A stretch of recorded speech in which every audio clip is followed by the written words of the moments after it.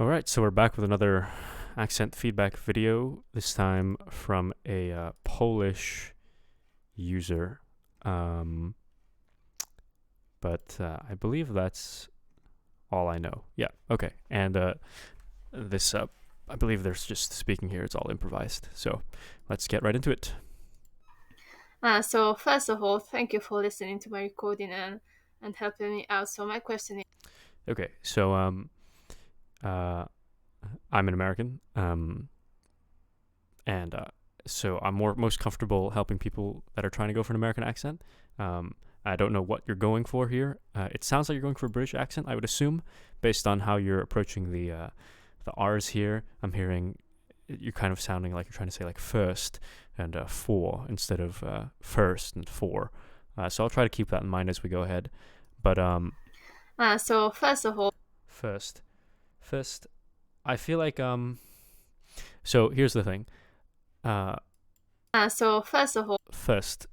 I'm kind of feeling like first of all, first, but I would expect, at least in most like standard, say like southern British accents, I would expect first. Perhaps I'm being a little bit RP with that, but I would expect to hear like first thank you for listening to. and like for. I'm not hearing the R alter the vowels in the way that I would expect. Um, yeah, I hope that makes sense. But we'll keep going. My recording and helping me out. So my question is, first, what do you think about my is first, what do you think about my voice and the way I speak English, and how could I improve it? Uh, Okay, yeah, there's a lot of like vowel business going on. Like First, what do you think about do. I'm kind of hearing like, what do you think? my listening to my recording and helping me out. So my question is, first, what do you think about my voice and the way I speak English? Maybe not. Okay, hold on. There's a lot going on, and I'm gonna try to break it down here. About my voice and the way I speak English, and how could I improve it? The things I struggle most with Okay, is here we go. making the vowel sounds, Uh huh. because in my native language, all the vowels always sound for the same amount of time.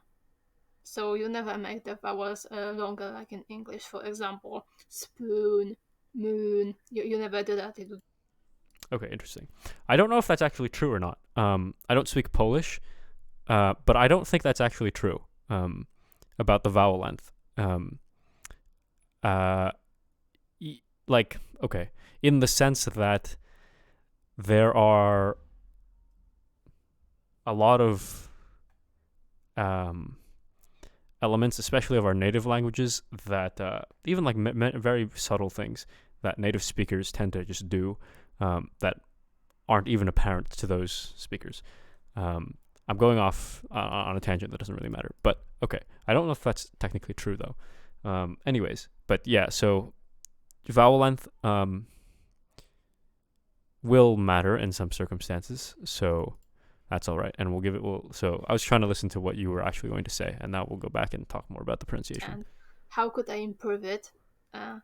The things. So I'm noticing first of all the th sound, right? Like The so they're on the well. So first of all the vowel, right? Like my voice and the way I speak. the.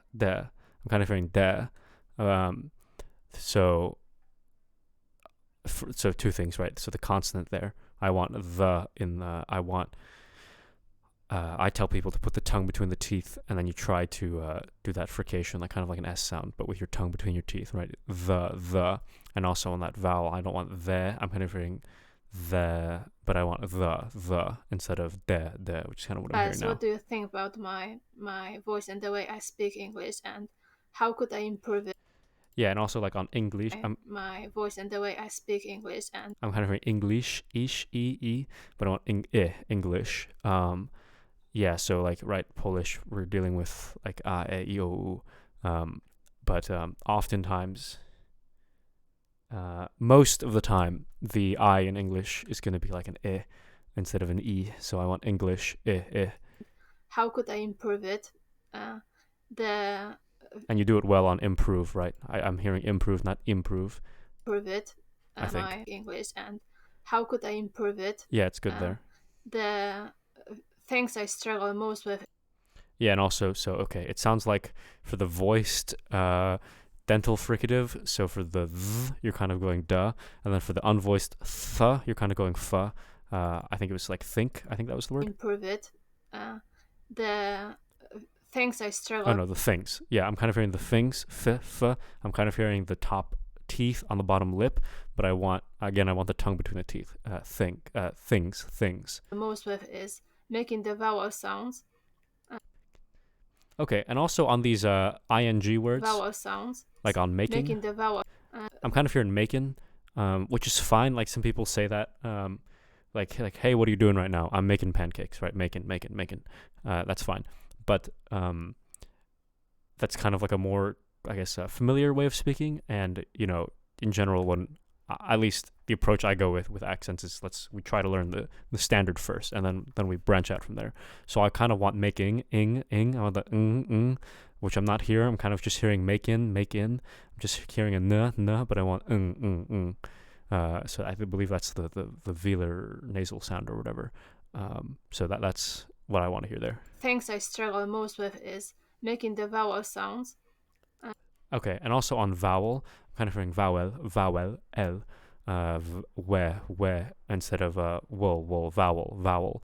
In the vowel sounds. I'm kind of hearing vowel, but vowel, but I want vowel, vowel.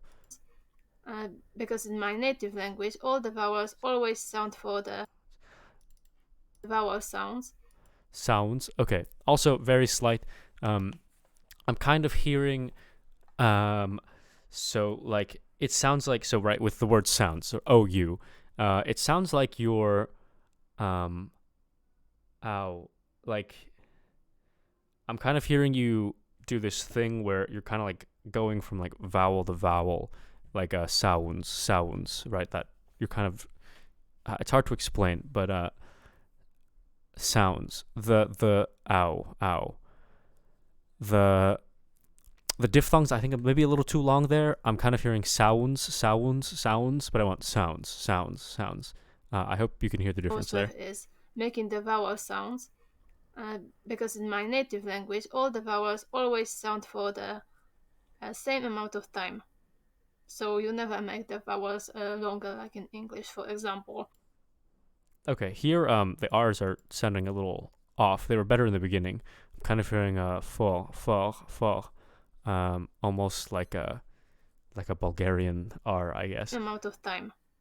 So you never make the vowels longer, like in English. Yeah, so I either want, if you want to go American, I want longer, or British, like longer, where the R just kind of lengthens the vowel beforehand. For example, spoon, moon. You never do that. It would be spoon, moon. Spoon, moon. Hit, bit. See, like, I don't think,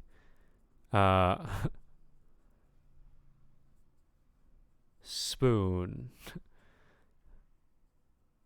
Ooh and like lot, spoon. I don't believe there's actual vowel length difference in those words. But here's the thing. Moon, for example, spoon, moon. You never do that. It would be spoon, moon. Okay, here's the thing, right? I think with accent, I find that most of people's accent problems are mental, not realities of the language or the articulation.